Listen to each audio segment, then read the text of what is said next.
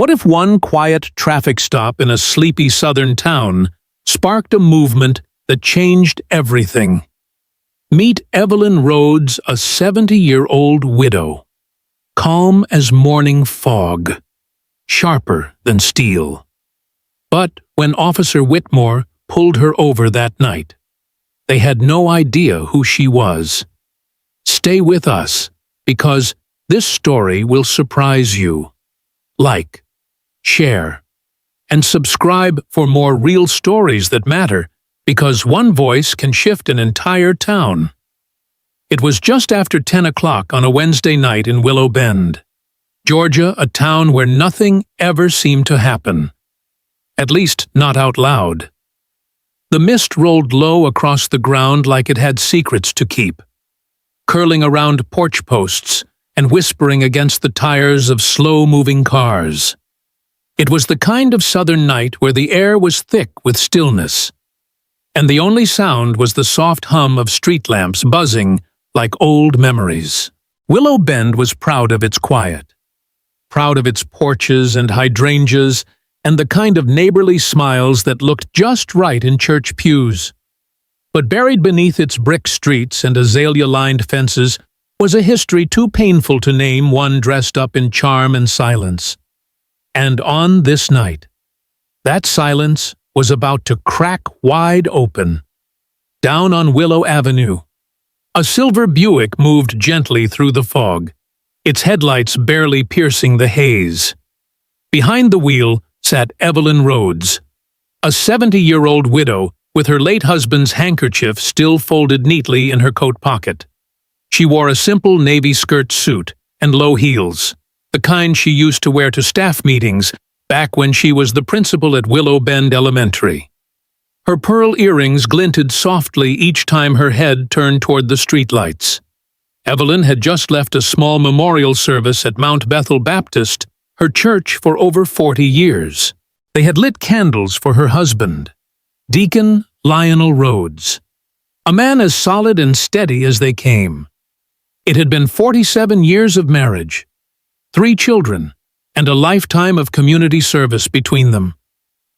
Now he was gone, and Evelyn was learning what grief felt like in silence. She drove with both hands on the wheel, her back straight, her breath even, though her heart still ached in ways she couldn't name. The neighborhood she passed was one she knew well. She'd watched these houses go up when Willow Bend was expanding in the 70s, knew who lived in most of them, taught their children, in some cases their grandchildren. So when the cruiser pulled in behind her with its headlights high and aggressive, she noticed right away. At first, she told herself it was coincidence. Maybe the officer was just heading home, same way she was. Maybe it was nothing. But after 2 turns, then a third, each one matched precisely by the patrol car's path, her calm began to feel thinner. Not fear, exactly, but something else. That low pulse of awareness every black woman past a certain age knows too well. A memory. Not just her own, but collective. Evelyn had taught her children to stay calm, to speak clearly, to keep their hands in sight. Now here she was, alone, and remembering those same lessons. She clicked on her hazard lights and pulled slowly to the curb beneath a sagging magnolia tree near Sycamore and Elm. The cruiser slid in behind her. Then the lights came red and blue flashing across the neat lawns, reflecting off damp pavement like alarm bells you couldn't hear. Evelyn reached for her purse, her movements slow, practiced. She removed her driver's license and registration and placed them gently on the dashboard, then folded her hands in her lap, eyes forward, breathing steady. The door of the cruiser slammed. The heavy clomp of boots followed, cutting across the night like a metronome of menace. A flashlight beam sliced through the mist and bounced along the back of Evelyn's car before finally resting on the driver's side window. Evelyn rolled it down slowly. "License and registration," the officer barked, voice sharp and sterile. "They're on the dash, ma'am," Evelyn answered, her voice calm as ever. The officer stepped into view. She was young, maybe 30, with a blonde ponytail tucked into a stiff hat, jaw locked, eyes narrowed. Officer Kara Whitmore, a name Evelyn had heard before. The town's latest enforcer of zero tolerance, known for her aggressive patrolling, proud of her spotless record, if not the path she took to get there. Whitmore didn't reach for the documents. Instead, she leaned in, the flashlight trained directly on Evelyn's face. "Where you headed tonight?" "Home," Evelyn replied. "Just left Mount Bethel Church." "There was a vigil for my husband," Evelyn said, her voice a notch quieter. "He passed last week." Whitmore didn't blink.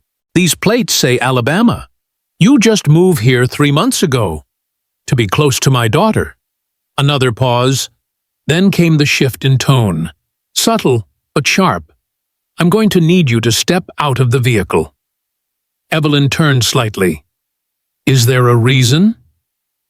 "Officer, I said step out of the vehicle," Whitmore snapped, her hand already hovering near her holster. The air changed. It was no longer mist. It was pressure. Evelyn slowly unbuckled her seatbelt and opened the door, her every move deliberate. The cold air hit her skin, but she didn't shiver. She stepped out, the heels of her shoes clicking softly on the pavement. "Hands where I can see them." Evelyn complied. Palms forward, eyes steady. "I've done nothing wrong," she said gently. "You were swerving," Whitmore answered flatly. "I was not." Whitmore stepped closer. "Well, it's your word against mine." She leaned in further, that flashlight now aimed at Evelyn's chest. "You have anything in the vehicle I should know about drugs, alcohol, firearms, number officer? You're welcome to look once you've obtained a warrant." That was the final crack. Whitmore pressed her radio. "Dispatch, I need backup at Sycamore and Elm, out-of-state plates. Suspicious behavior. Female driver is being uncooperative." Evelyn felt her heart beat once, loud and clear. "I'm not being uncooperative. I know my rights." "That's so," Whitmore hissed. "Well, let's see how far those get you." And then, without warning, her wrist was yanked back. The cold metal of the cuffs snapped shut like the echo of a gavel. Evelyn's face didn't flinch, but her spine tightened. It wasn't the first time she'd been treated like a threat. But it never got easier. From a porch across the street, Thomas Bell stood silently with his phone raised. He didn't speak, didn't move, just recorded. He'd seen Evelyn at school assemblies, at fundraisers, at church potlucks, and now he was watching her be cuffed like a criminal 2 blocks from home. The mist swallowed the sounds as Whitmore walked Evelyn toward her cruiser. The neighborhood stayed dark. No doors opened, no voices called out, just the quiet click of cuffs, and the long, cold silence of a town about to be awakened. And just like that, a lifetime of dignity was dragged into the back seat of a patrol car and history.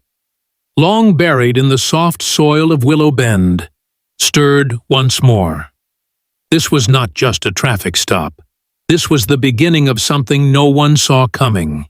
Thomas Bell had seen a lot from his porch on Willow Avenue birthdays, block parties, a few teenage scuffles, and more than one dog stealing mail before he could deliver it. But nothing, not in his 58 years in Willow Bend, had prepared him for what he saw that night just after 10:30. The mist still hung heavy like old lace across the neighborhood, and the red and blue lights flashing across Evelyn Rhodes's silver Buick looked unnatural, almost surreal, like a scene from a different place, a different time. Except this wasn't different. This was here. This was now. He didn't hesitate. As soon as he saw Officer Kara Whitmore grab Evelyn's arm and twist it behind her back, he reached for his phone. His hands trembled slightly, not from fear, but from rage, the kind of quiet rage that came from watching someone who deserved reverence be reduced to suspicion. He tapped record. Evelyn never flinched. She didn't raise her voice, didn't resist, even as the cuffs bit into her wrists. She stood with a posture that spoke volumes. Kara, on the other hand, barked commands like she was corralling an animal. The flashlight stayed trained on Evelyn's chest, the officer's voice sharp and cold as the metal on Evelyn's skin. Thomas didn't know what he was going to do with the footage. He just knew he had to capture it. Because, in his gut, he felt what every black man in a small southern town learns to recognize: a moment that could be denied, rewritten, buried, unless someone bore witness. He recorded until Evelyn disappeared inside the back of the patrol car. Then he stepped back into his house, his mouth dry, his heart thudding like a slow drumbeat. He didn't sleep that night. He watched the clip over and over. The same 10 minutes, looking for something, anything that would justify what he saw. But there was nothing. By 7 the next morning, he had sent it to his niece, a junior at the state college in Atlanta. By 10, it had been posted to 3 different community pages. By noon, a civil rights group out of Savannah had already shared it. And by the time the church bells rang at 6 that evening, justice for Evelyn was trending on every platform from Twitter to TikTok. The image that traveled fastest wasn't even the video, it was a still frame. Captured at the moment, Evelyn looked directly into the flashlight. Her expression unreadable, but unbroken. Her hands in the air. Her coat still buttoned, her dignity shining through a storm of disrespect. People weren't just watching, they were feeling. And they weren't just feeling, they were speaking. The comment sections filled up like floodwaters. This is my grandmother. She looks like the woman who used to read to us at the library. I've been stopped like this too, from New York to Oakland, from Minneapolis to Montgomery. People weighed in. Civil rights attorneys reposted it. So did celebrities. A poet from Chicago turned Evelyn's arrest into a spoken-word piece. An artist in Baltimore painted the flashlight glare as a storm cloud hovering over her head, with her calm face breaking through. But in Willow Bend, the impact landed like a thunderclap. Town officials scrambled. The mayor, Gerald Minton, a man better known for ribbon cuttings than reckonings, issued a short, tight-lipped statement about reviewing department procedures. It did nothing. By the end of the day, local news vans had parked outside the police station, their reporters interviewing residents on cracked sidewalks. And while some shrugged, many did not. One woman, Marjorie Kent, who had taught with Evelyn 30 years ago, looked straight into the camera and said, "That woman raised half this town's children, and now this town's got to answer for how it treated her." Inside the station, tension split the air. Officers whispered behind closed doors. The receptionist stopped answering the phones because the lines wouldn't stop ringing. Calls came in from church groups, former students, reporters, and 3 different state agencies asking for statements. By 9 that night, an internal review had been launched. Officer Kara Whitmore was placed on paid administrative leave, a fact that only inflamed the situation further, because no one needed an investigation to know what they saw. The footage was clear. Evelyn never resisted, never raised her voice.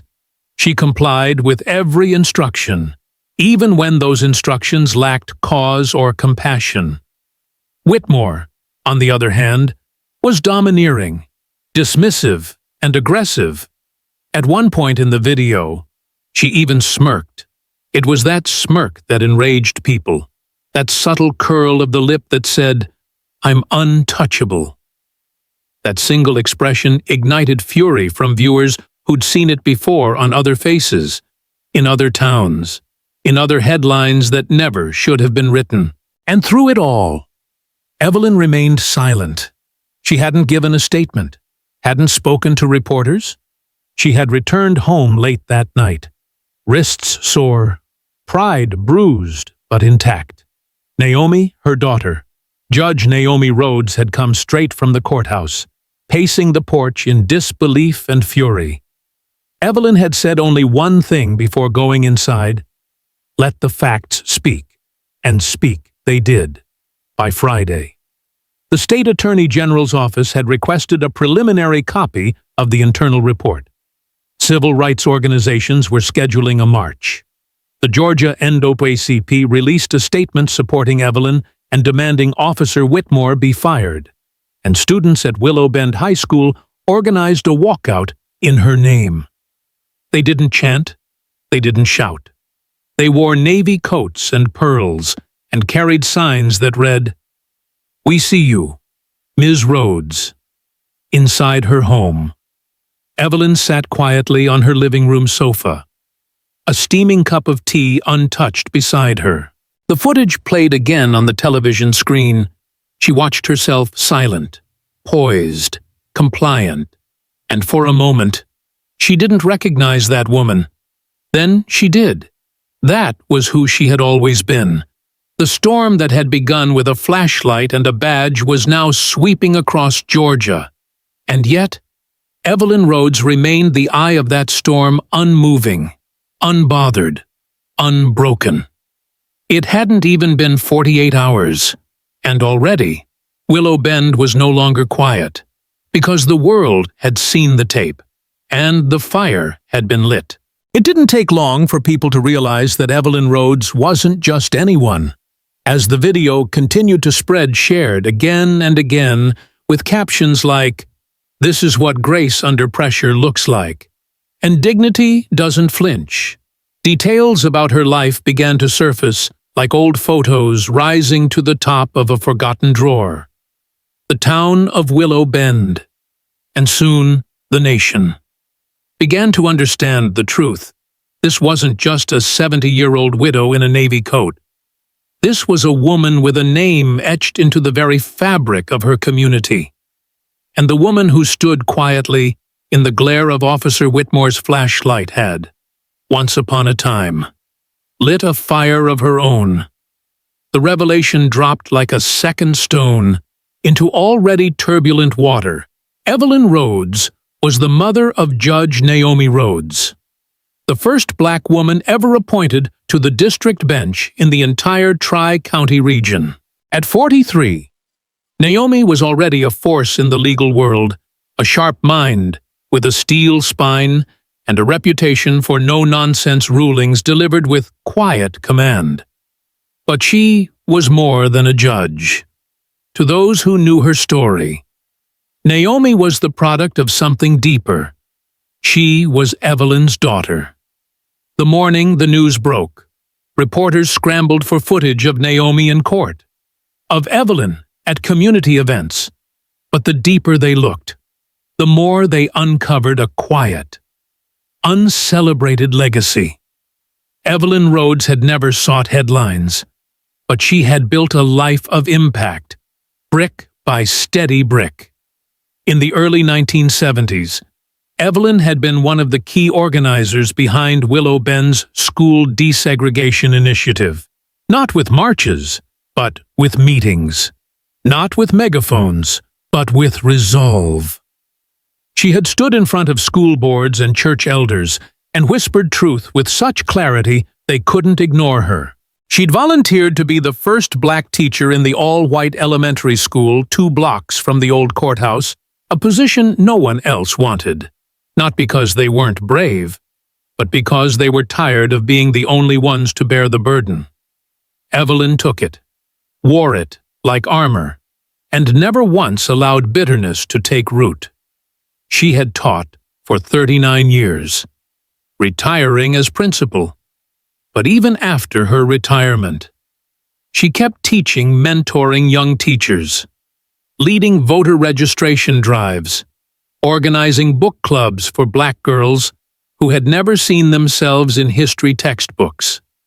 She started a community garden behind the old library. She helped families fill out FAFSA forms and wrote more college recommendation letters than she could count. And she did it all without demanding credit. Her signature was never on the front page, but it was on the lives of hundreds, maybe thousands. People began sharing their stories online. A former student in Chicago posted a photo of himself in a graduation cap and gown, writing, "Ms. Rhodes told me I was more than my anger. That's why I'm here today." A woman in Montgomery recalled how Evelyn had helped her apply for housing assistance when no one else would.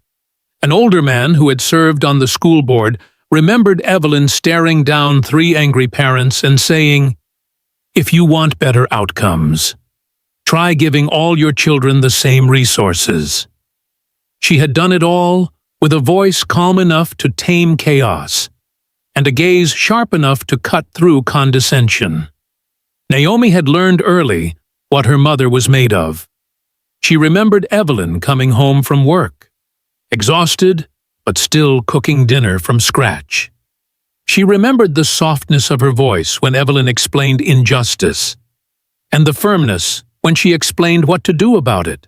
She remembered sitting beside her mother at community meetings, her small hand in Evelyn's larger one as neighbors debated, doubted, and sometimes dismissed her mother's proposals only to adopt them later when they realized she'd been right all along.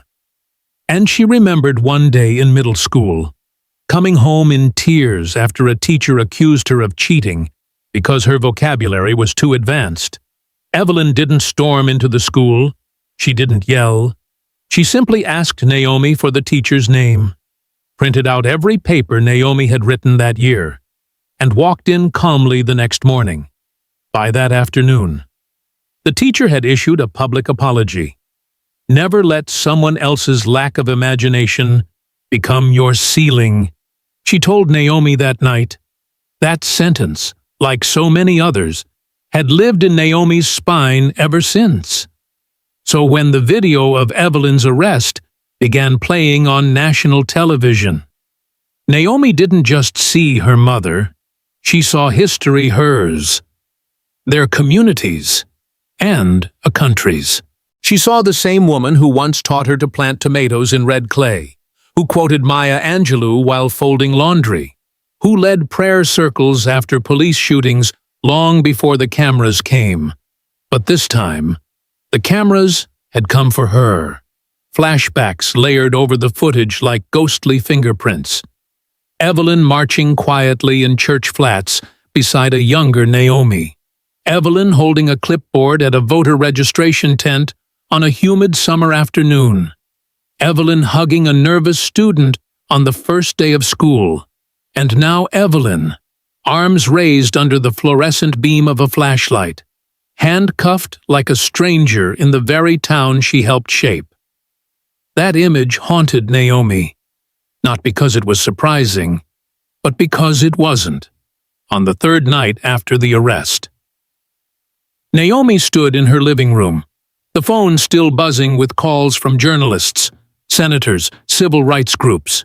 She stared at a framed photo of her parents, Lionel in his Sunday best, Evelyn in pearls, both smiling with the quiet satisfaction of people who'd endured more than they'd ever say aloud. Naomi had always been the fighter with words and rulings, but it was Evelyn who had taught her what justice looked like before it had a name. And now, Evelyn's legacy wasn't whispered anymore. It wasn't handwritten in the margins of student essays or folded in old church bulletins. It was being shouted, shared, and carried by a generation who suddenly realized that behind that calm, measured voice was the weight of decades of sacrifice, grief, service, and strength. The story wasn't about what happened in 10 minutes under red and blue lights. It was about what happened over 70 years.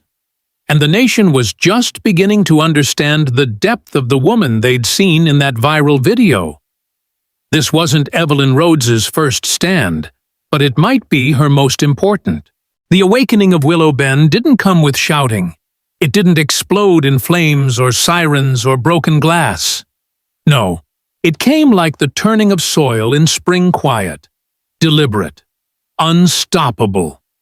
After Evelyn Rhodes's story broke wide open, something shifted in the town's air. It wasn't loud, at first. It was the way neighbors paused longer at stop signs, how people met each other's eyes at the post office. It was the kind of shift that couldn't be measured in decibels, only in depth. And once it began, it didn't stop. It started with a loaf of bread.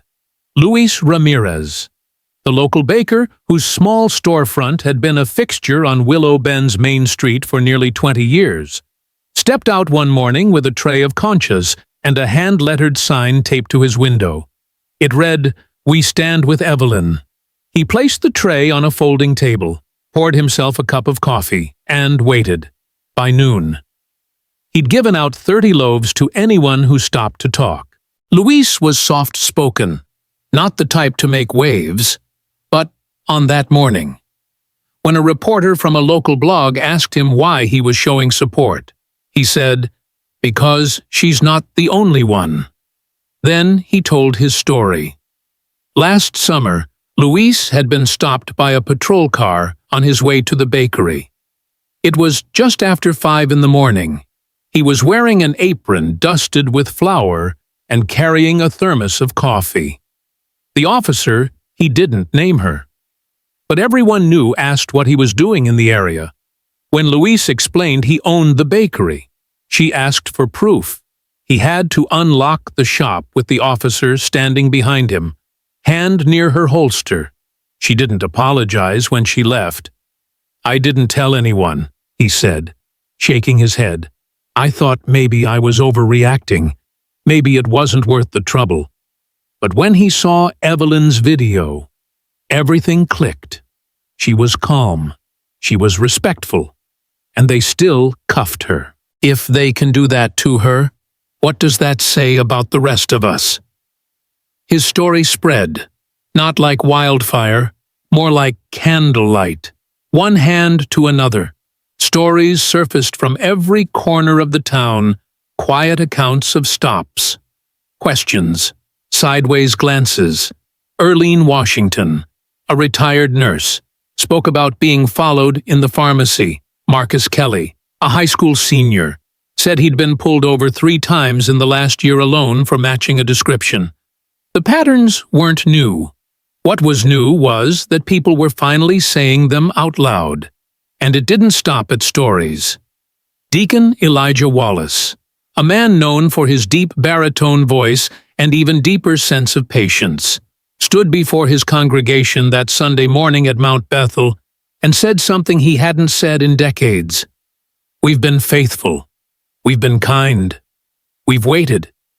But faith without action is silence in a different suit." Then he announced a silent march. It would take place on Saturday, beginning at the church and ending at the police department. No chants, no signs, just people walking united, quiet, undeniable. Word spread faster than anyone expected. By Wednesday, over 300 people had pledged to come. By Saturday, it was more than 600. They came in coats and cardigans, in boots and dress shoes, young and old, black, white, Latino, and Asian. Some carried flowers, some wore pins with Evelyn's image. But no one spoke, not even when they passed patrol cars, not even when they reached the steps of the police department. They stood for 9 minutes, the same amount of time Evelyn was detained. Not one word was spoken. But every silence rang louder than sirens. Inside the station, Officer Micah Drew stood behind a tinted window, watching. Micah had always felt pulled between worlds. His mother was black, his father white. He'd joined the Willow Bend Police Department, thinking he could make a difference from the inside. But over the past few years, he'd seen too much. He'd watched complaints get buried. He'd seen body cam footage quietly shelved. And he'd worked shifts with Officer Whitmore long enough to know that her instincts weren't about protection. They were about control. But Micah had never spoken out. Until now. That night. He walked into the Internal Review Board's temporary office, handed over a USB drive, and said, "You'll want to see this." On it were notes he'd taken over the past year, timestamps from radio logs, body cam inconsistencies, and patterns of traffic stops disproportionately targeting Black and Latino residents. He didn't embellish. He didn't guess. He simply gave them what he had seen, what he had known, what he had kept to himself for far too long. When word got out that Micah had stepped forward, the town divided just like old wounds reopened. Some called him a traitor. Others called him a hero. But he didn't care. What mattered was that silence no longer felt like safety.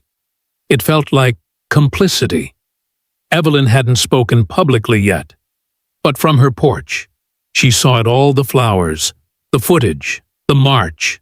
She saw Luisa's sign. She heard Deacon Wallace's sermon, and when she learned about Micah's decision, she closed her eyes, took a deep breath, and whispered to herself, "They're waking up," because this wasn't just about her. It was about the weight so many had carried for so long, discomforts dismissed. Offenses brushed off, dignity chipped away in 1,000 tiny, invisible cuts. But now, people were naming those wounds, and once named, they could no longer be ignored. The community wasn't exploding. It was rising, not in rage, but in truth. And the truth spoken by bakers, by deacons, by officers and students and nurses was finally louder than the lies. The town of Willow Bend had once prided itself on its quiet, but now it had found its voice, and that voice was made up of ordinary people refusing to stay silent another second. And Evelyn Rhodes, she was still on her porch, still watching, still waiting, because the storm hadn't passed. It had only just begun to clear. The silence that once cloaked Willow Bend like a comfortable quilt had been torn open. The quiet was no longer peaceful. It was damning. And in the days after the silent march, as videos multiplied and testimonies poured out like rain on dry ground, the weight of all that unspoken truth pressed against the town's institutions like a rising tide. The people had spoken. Now, the system had to answer. The Willow Bend Town Council, an otherwise unremarkable cluster of city officials who typically debated sidewalk repairs and garbage pickup schedules, found itself thrust into the center of a storm it could no longer ignore. What began as whispers from front porches and social media pages had grown into national coverage and pressure from state offices. On a Monday evening, just after 7 o'clock, they convened an emergency public hearing inside the town hall's creaky chamber. The room was packed to the walls. Folding chairs scraped against hardwood floors. People stood in doorways, sat on stairs, even leaned against the wood-paneled walls outside the chamber with headphones in, listening through a live stream. A local news crew broadcast it live. Reporters from Atlanta had driven down. The mayor, Gerald Minton, looked rattled in his seat, his usual practiced calm replaced by a visible sheen of sweat above his collar. But it was Officer Micah Drew who stole the room's attention. He walked to the front, not as an accuser, not as a politician, but as a man who had once believed change could come from within. Tonight, he was done believing quietly. Dressed in plain clothes, no badge, no uniform, he placed a flash drive on the table in front of the council and took a slow breath before he spoke. "What you'll see on this drive," he said, voice firm but steady, "are 12 months of records, traffic stops, dispatch logs, body cam requests. You'll find more than 200 stops made by Officer Kara Whitmore.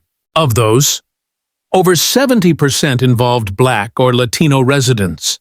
Many of them were listed as suspicious behavior or failure to signal, but no citations were filed." A murmur rippled through the room.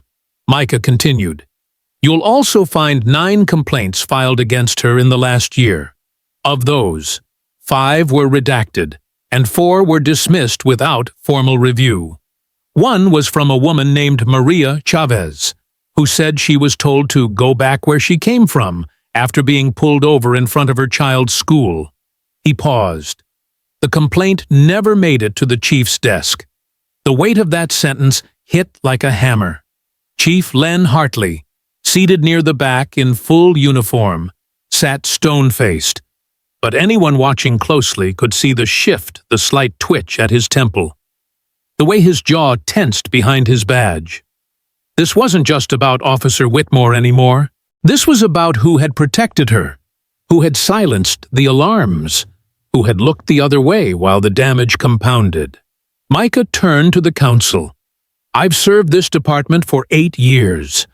I joined because I believed we could protect people, serve them with respect. But I can't protect a community while ignoring its pain. That's not service. That's betrayal." The room erupted into quiet applause, not the kind that celebrates, but the kind that acknowledges courage. Deacon Wallace stood slowly in the back. Luis Ramirez bowed his head, and Evelyn Rhodes, seated near the center aisle in her navy coat and pearls, simply nodded once. Not in pride, but in recognition. The baton had been passed.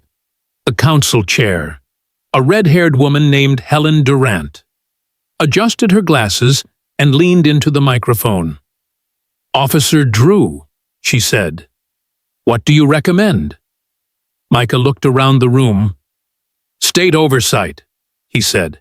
"Immediate review of all complaints filed in the last 5 years. A freeze on patrol assignments until body cam protocols are audited, and the suspension without pay of Officer Kara Whitmore." No one moved. No one breathed. For one moment, the past and present of Willow Bend seemed to hold each other's gaze. Then the floodgates opened. Council members began asking questions. Reporters jotted feverishly. A representative from the state attorney general's office, who had been sitting quietly in the 3rd row, requested a copy of the flash drive by the end of the night. And as word of the hearing spread across live streams and breaking news banners, the pressure multiplied. National watchdog groups tweeted clips. Civil rights attorneys praised Micah by name. The call for reform wasn't just coming from Willow Bend anymore, it was echoing across the state.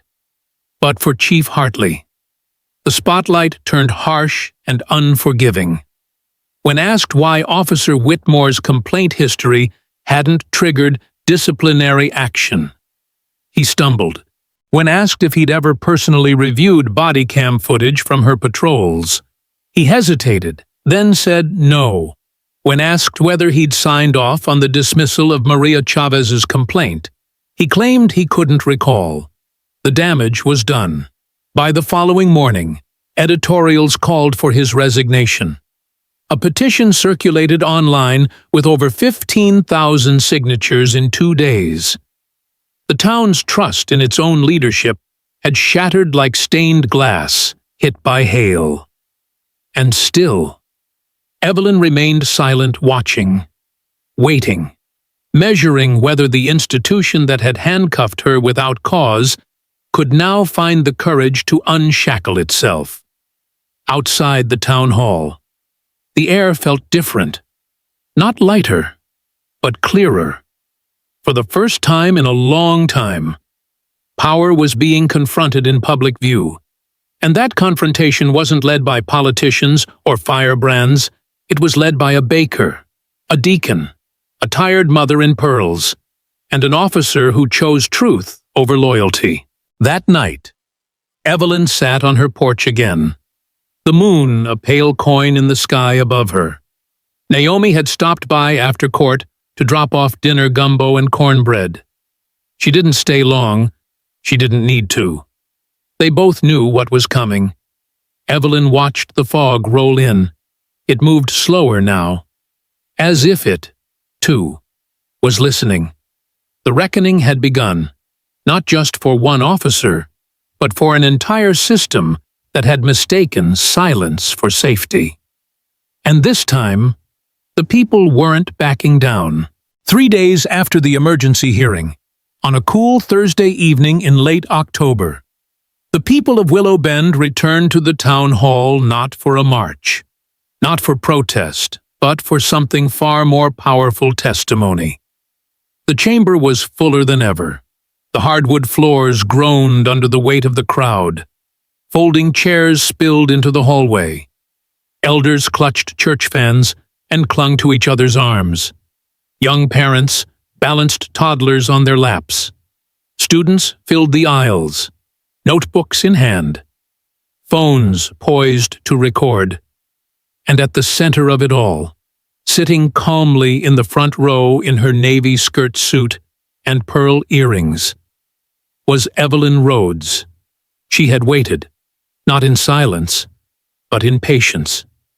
She had let others speak first, the officer who came forward, the neighbors who finally found their voice, the children she once taught who now stood tall with their own truths. But now, as the reckoning deepened and the system stammered to explain itself, it was her turn. She hadn't asked for it. She hadn't wanted it. But she knew the weight of this moment demanded more than outrage. It demanded memory. It demanded clarity. It demanded her. When her name was called, the room shifted. Every chair stilled. Every whisper faded. Naomi rose from the second row, her mother's shoulder brushing her arm. But Evelyn didn't lean. She walked forward slowly, without haste or hesitation. Her heels clicking like punctuation across the wooden floor. She reached the witness stand and did not sit until instructed. Then, once seated, she looked up not at the council, but at the room, at her town, at the people who had watched the video and seen her pain. She waited a beat, then spoke. "My name is Evelyn Rhodes," she began, her voice steady, not raised. "I've lived in Willow Bend for over 40 years. I came here as a young woman with a suitcase, a teaching certificate, and more hope than most folks thought I should carry." She paused, not for drama, but to make space for the weight of her words. "I taught school here, taught your children, ran the library's summer reading program, helped with voter registration. Some of you know me, some of you don't. But I know this town. I've watched it grow. I've watched it change. I've buried a husband here, raised a family here, paid taxes, followed rules. I taught my students to do the same." She leaned forward slightly. Her voice didn't rise. It didn't need to. "I spent my life teaching children to respect the law," she said slowly. "That night, the law forgot me." A hush rippled through the room. No one moved. No one breathed. Evelyn kept going. "I wasn't loud. I wasn't rude. I did what I was told. And still, I ended up handcuffed 2 blocks from my home. Not because I was a threat, but because I fit someone's idea of what danger looks like.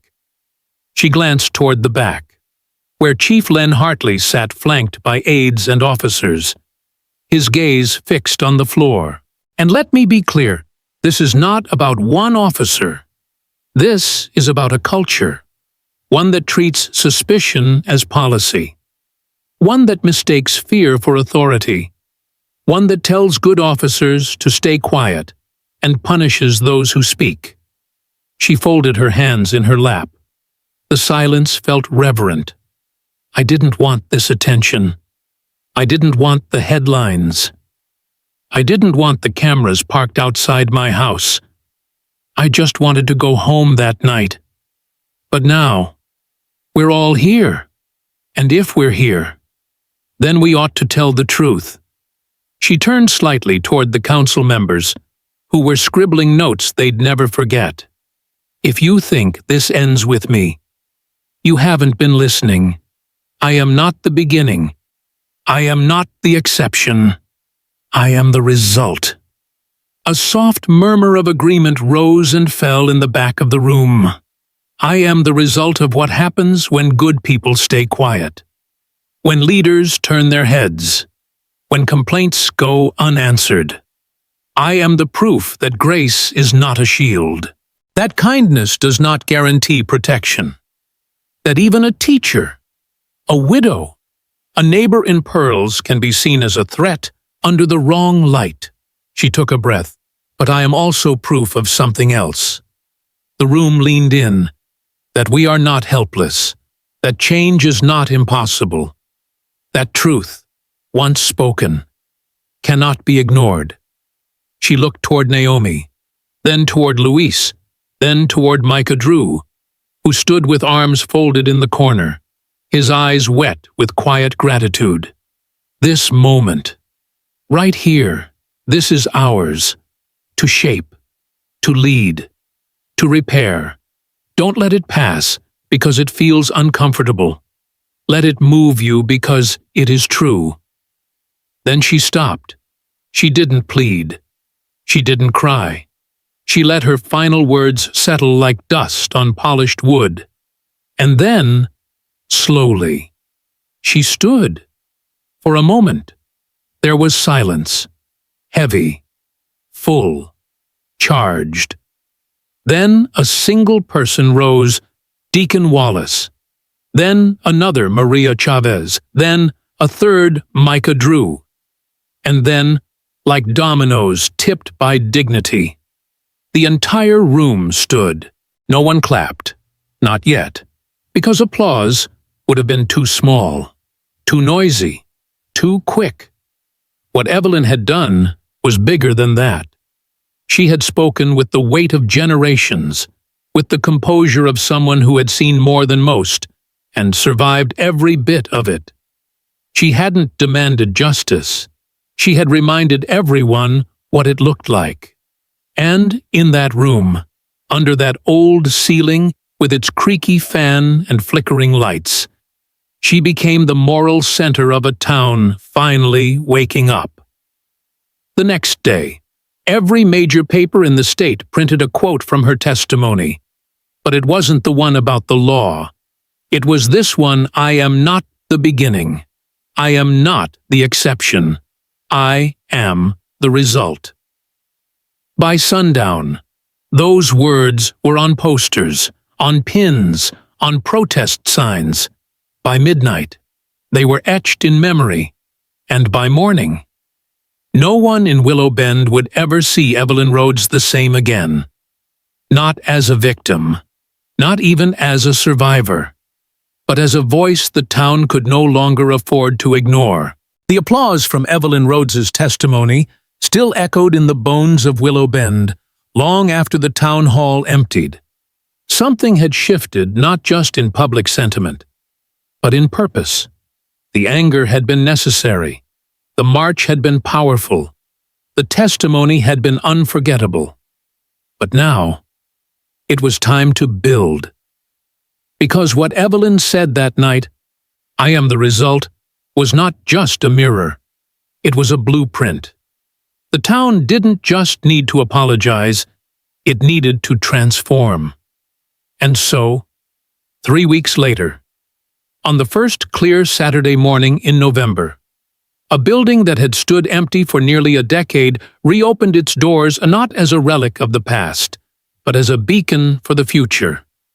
The weathered stone arch still bore the original engraving, Civic Hall, 1938, but just below it, in bold brass letters polished by schoolchildren and veterans alike. A new name gleamed in the sun, the Rhodes Center for Justice and Civic Leadership. People gathered early, wrapped in scarves and purpose. There were no TV crews this time, no breaking news alerts, just neighbors, elders, teenagers with clipboards, church choirs humming softly on the steps. The same folding chairs from the town hall hearings lined the sidewalk, and Evelyn sat among them, not in front, not center stage, but toward the back, her hands folded gently in her lap, a quiet smile on her face. This wasn't her ceremony, it was her continuation. The old Civic building, once a courthouse annex, had sat crumbling since 2010. Its paint had peeled, its windows clouded with dust, its hallways haunted by a history of bureaucracy without justice. But now, under the guidance of Judge Naomi Rhodes and Officer Micah Drew, it had been reborn, its walls freshly painted, its rooms rewired, its purpose reimagined. Inside, each room now had a mission. One wing housed a legal aid clinic, offering pro bono services to those who couldn't afford representation. Law students from the state university signed up to intern. Retired attorneys volunteered their Saturdays. A caseworker named Jasmine, who had once been one of Evelyn's fifth-grade students, ran the intake desk with a photo of her former teacher above her computer. Another wing was dedicated to youth leadership programs, workshops on civil rights, public speaking, and community organizing filled the calendar. Teenagers learned how to write policy proposals, organize town halls, and even run mock court trials. Naomi led the first session, her gavel replaced by a dry erase marker. A third section, once the dusty records archive, became the Office of Police Oversight and Community Accountability, staffed by a small, diverse team trained in conflict resolution, data analysis, and citizen advocacy. Micah Drew co-chaired it with an elder named Ms. Loretta, a retired social worker who knew the name of every child on her block. They reviewed complaints, tracked patrol trends, and hosted monthly listening sessions where residents could speak freely, without fear. The final room, the largest, was turned into a voter education center, equipped with touchscreen kiosks, bilingual ballots, and volunteers trained to walk anyone young or old through the process of registration, mail-in voting, or knowing their rights at the polls. Luis Ramirez donated coffee and pastries every Tuesday for ballots and biscuits mornings. Ms. Claudine from the Quilting Club stitched a banner that read, "Every voice counts. Every vote matters." What made the Rhodes Center different wasn't just the programming. It was the tone. The energy inside wasn't just resistance, it was construction. It didn't hum with fury. It pulsed with focus. Gone were the days of waiting for permission. Now, people moved with the conviction of ownership. This was their building, their answer to injustice, their step beyond survival. Naomi, usually sharp and unsmiling in court, now walked the halls with sleeves rolled up, notebooks under her arm. She met with grant writers, youth leaders, parole officers, and parents in equal measure. Her title, judge, followed her. But inside these walls, she preferred simply Naomi. "We don't need titles to tell the truth," she said once. "We need trust." Micah worked beside her, often in the background, often with a whiteboard marker in one hand and a stack of spreadsheets in the other. He still wore his badge, but these days... It came second to the lanyard around his neck that read, "Community Liaison, Rhodes Center." For the first time in his career, he felt like he was policing towards something, not just preventing harm, but building dignity. And then there was Evelyn. She didn't speak at the opening.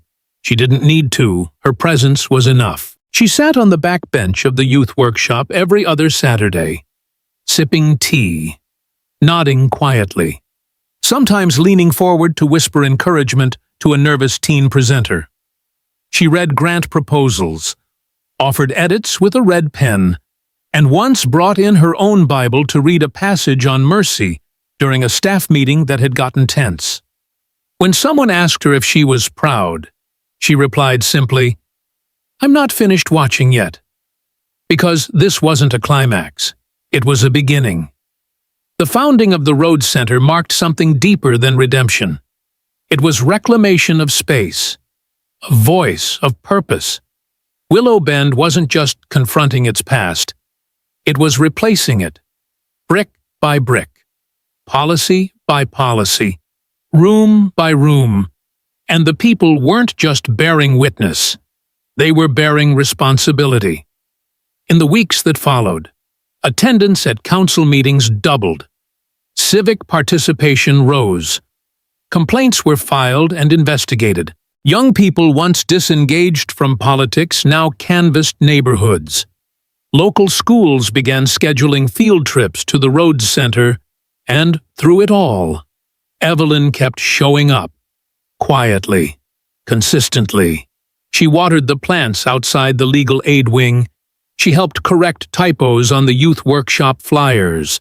She sat in on police oversight hearings, knitting as she listened, never interrupting, but always being heard. One evening, near closing, Naomi stood at the front window and watched her mother walk slowly down the front steps. Coat buttoned, scarf tied neatly.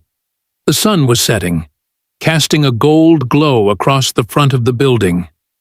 Evelyn paused at the sidewalk, looked back at the brass lettering, and smiled not broadly, but deeply.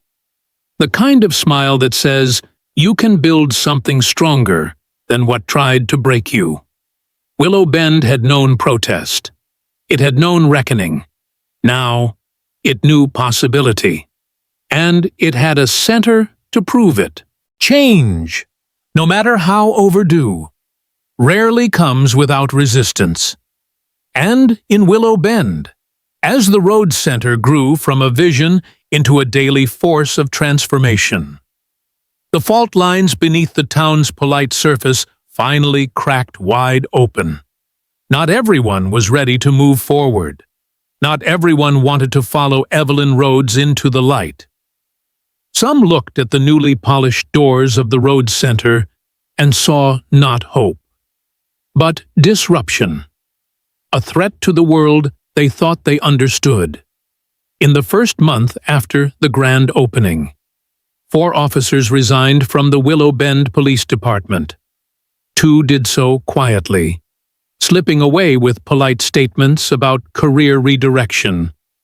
1 left with a furious letter to the editor, accusing the department of caving to mob mentality. And the 4th, a sergeant who had been with the force for over 20 years, stormed out of a community meeting after being asked to complete a new anti-bias certification. Around town, a few small businesses removed the Rhodes Center flyers from their windows. An anonymous pamphlet appeared in mailboxes along the north side, poorly printed and poorly spelled, warning about outside agendas and radicals in pearls. On a local radio show, a retired city planner called the Center a vanity project built on shame. For a moment, it seemed the momentum might stall that resentment, like rust, would try to creep back over all the newly polished progress. But Evelyn Rhodes, as always, remained steady. "Let them speak," she said one morning, folding newsletters in the center's lobby. "Healing doesn't happen in silence. It happens in listening."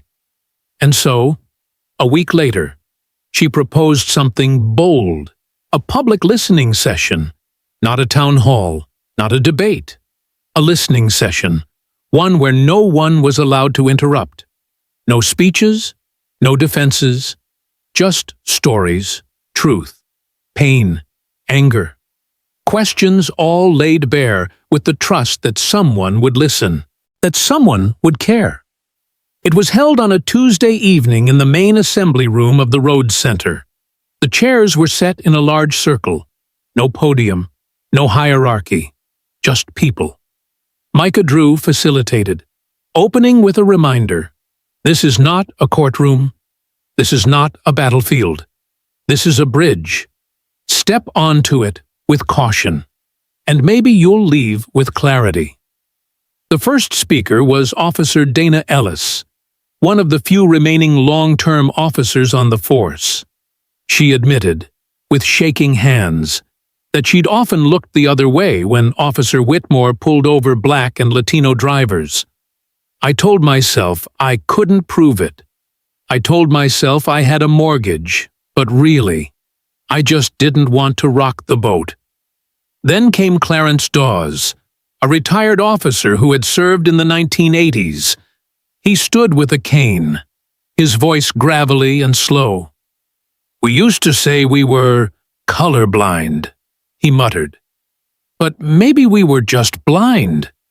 He paused, looking at Evelyn. "You were right to speak. We were wrong not to." A teenage boy named Jamal, wearing a hoodie and basketball shorts, shared how he stopped biking home from the court after dark, afraid of being stopped. A white farmer named Keith Ramsey spoke next, his jaw tight as he admitted, "I didn't think racism was still a thing here until I saw that video, and I realized I just hadn't been paying attention." And then, at the very end, Evelyn spoke, not to accuse, not to punish, but to remind. We cannot undo what was done, but we can decide what we build next, together. The listening session ended not with applause, but with a silence so full it felt like an embrace. The next morning, the Rhodes Center received 10 handwritten letters from teachers, from retirees, from teenagers. Every one of them began with the same phrase, "I didn't know how much I hadn't heard." But perhaps the most unexpected turn came in the form of Kara Whitmore. After a months-long internal and state investigation, she was convicted not of assault, but of misconduct, abuse of power, and falsifying a police report. She was sentenced to 18 months of community service and required to complete a restorative justice program. Her badge was revoked. Her name removed from the official police roster. Many in town believed she'd disappear, that she'd move to another state or hide away. But instead, on a chilly December morning, Kara walked into the Rhodes Center's front lobby, eyes low, hair pulled back, and asked to speak with Evelyn. "I was told I could do my service here," she said quietly. Evelyn looked up from her paperwork. She didn't blink, didn't flinch. She nodded once. "Then let's begin." Over the next months, Kara worked under Evelyn's quiet supervision. She filed papers, sorted mail, carried chairs. At first, she barely spoke. But then, slowly, the edges softened. She began helping at the youth center, sweeping the floors before the teens arrived. She sat in on oversight meetings, just listening. She asked Micah questions. She apologized once, quietly. To Maria Chavez in the voter center, her voice shaking like a branch in the wind.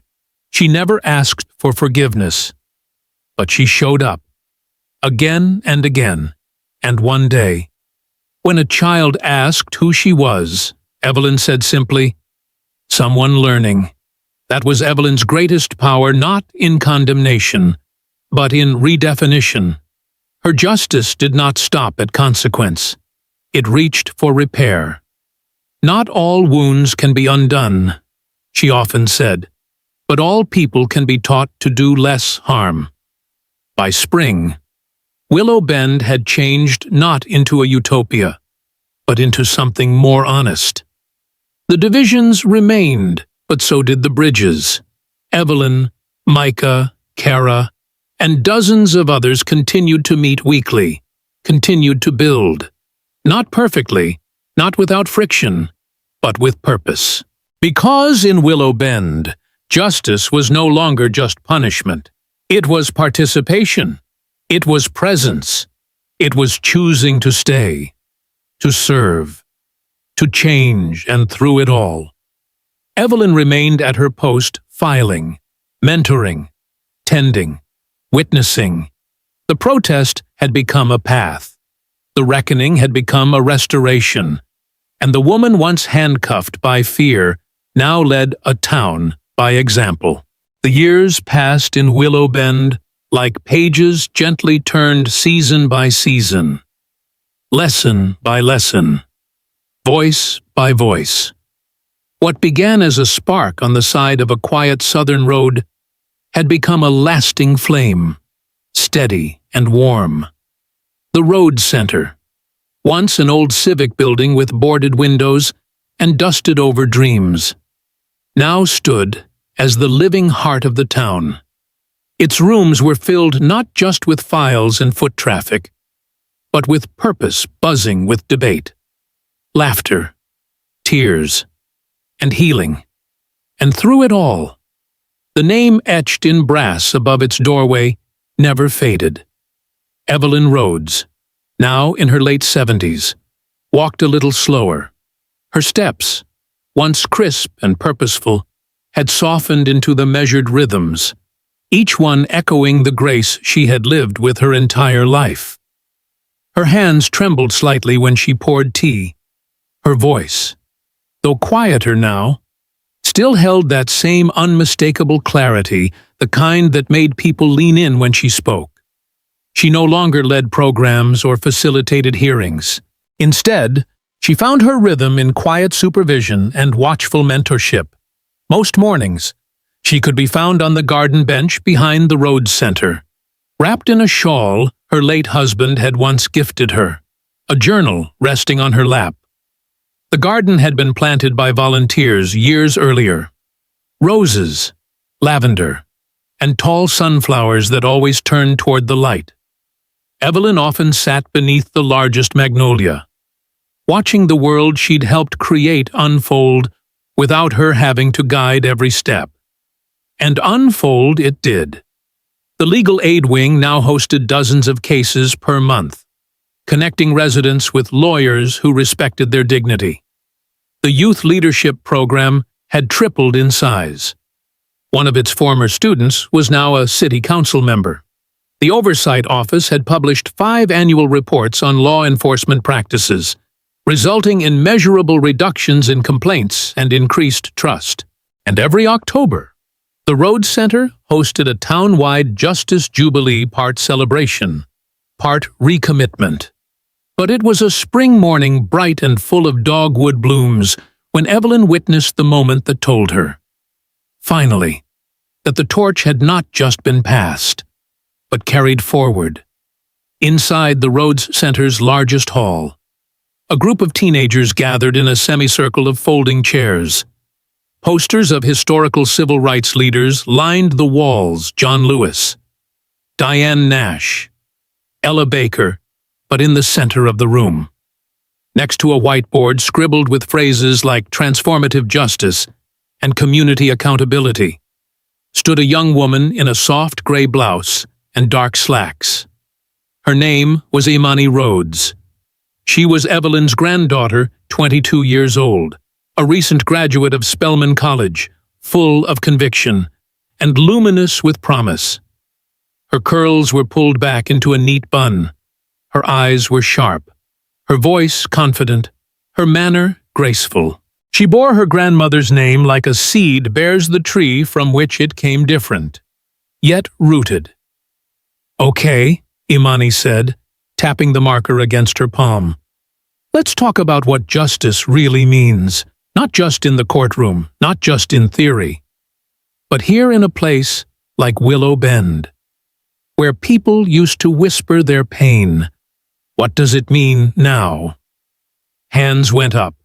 Students spoke of stories their families had passed down.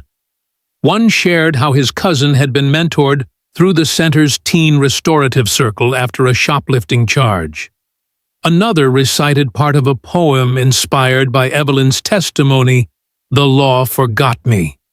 He repeated, eyes wide with memory. Evelyn sat in the back, unnoticed at first, but not unseen. Her presence, like always, was felt before it was acknowledged. When Imani spotted her grandmother, her voice faltered for a half-second, then steadied. "I want to tell you a story," she said, "about the woman sitting in the back row." The students turned. Some gasped. Others sat up straighter. She didn't shout.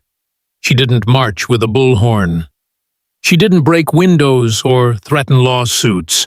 But when the time came when they tried to shrink her humanity down to a traffic stop, she looked them in the eye and spoke the truth, just once. Calm, clear, and it changed everything.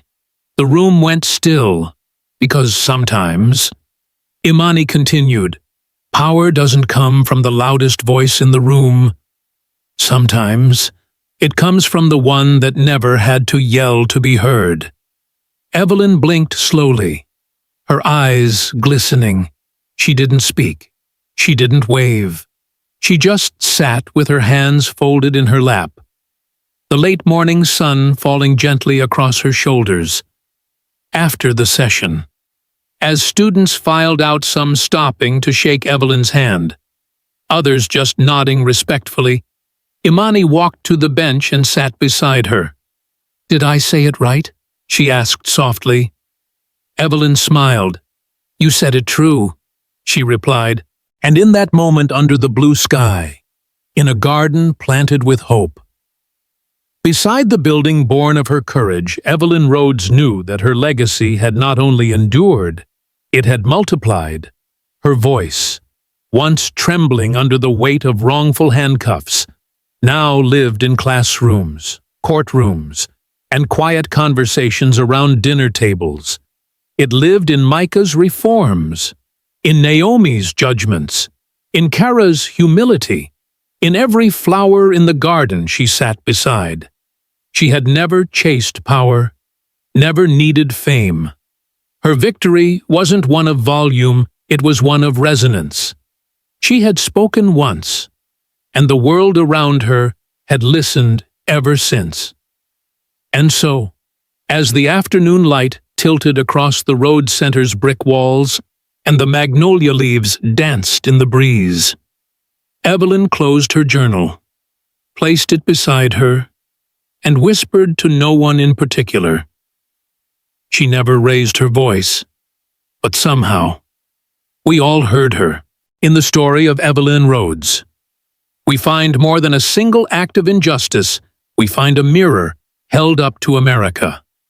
A 70-year-old widow, wrongfully detained on a quiet southern road, chose not rage, but resolve. She didn't raise her voice, yet her calm defiance shook the silence of an entire town. From a single traffic stop grew a movement, one that turned protest into policy, fear into reform, and pain into power. What began in the misty streets of Willow Bend became a blueprint for every American community struggling with injustice, silence, and the weight of history. The Rhodes Center wasn't built overnight. It was built through truth, through listening, and through the belief that real change takes root when ordinary people choose not to look away. And so, the lesson is clear: civic transformation isn't a spectator sport, it's a participation act. Whether you're a teacher, a police officer, a student, or a retiree, you carry the power to disrupt what's broken and build what's better. This isn't just Evelyn's story, it's ours. Because every small town has its own quiet Evelyn's people who pay their taxes, teach our children, plant gardens, and get stopped without cause. And every town, no matter how divided, can choose to listen, to learn, and to lead. It doesn't take a gavel. It doesn't take fame. It takes showing up. 1 hour at a listening session, 1 vote in a local election, 1 story told that never would have been shared before. That's where the shift begins. So if Evelyn's journey moved you, if her quiet strength reminded you of someone you know, or someone you've been, don't let the story stop here. Share it. Like the video. Subscribe to the channel. Let your friends, your neighbors, your children hear this story, because we need more Rhodes centers, more Naomi Rhodes, more Micah Drews, more people choosing repair over revenge. It's not enough to be inspired. Be engaged. Be the next chapter. Because whether you're 17 or 70, justice isn't just something we hope for, it's something we build together. 1 voice, 1 bench, 1 bold, quiet truth at a time.